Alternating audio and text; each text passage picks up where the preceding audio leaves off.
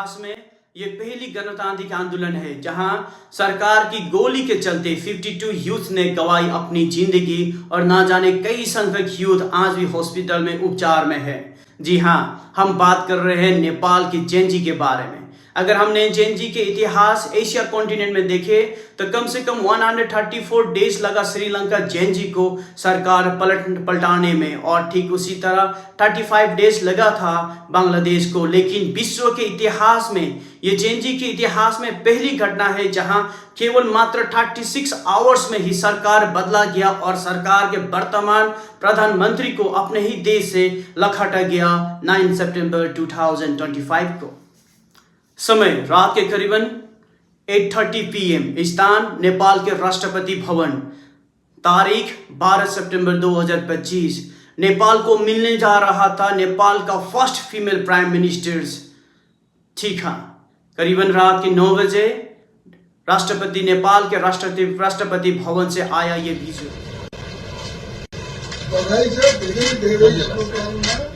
जी हाँ, नेपाल को मिल चुकी थी फर्स्ट फीमेल प्राइम मिनिस्टर। नाम है उनका सुशीला। आइए हम संक्षेप में जानते हैं आखिरकार कौन है सुशीला कार्की जी। 7 जून 1952 को नेपाल के किसी प्रांत में जन्म हुई थी सुशीला कार्की जी के।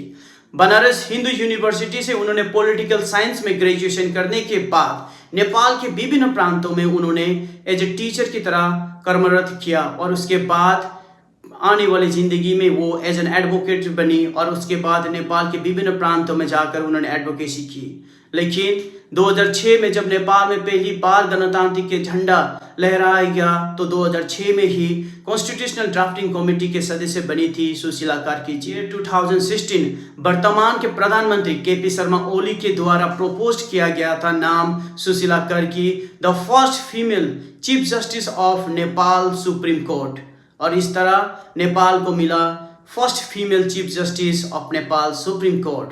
नाम था उनका सुशीला कार्की। सुप्रीम कोर्ट में जैसे ही उन्होंने अपने कार्यकाल संभाला उसी समय से सरकार के विरोध में ताबड़तोड़ फैसले आने के चलते in the month of April 2017 तब का सरकार ने नेपाल के संसद में लाया अमेंडमेंट बिल, जिसके चलते सुशीला कार्की जी को कम से कम 1.5 ईयर्स रहना पड़ा सुप्रीम कोर्ट से बाहर।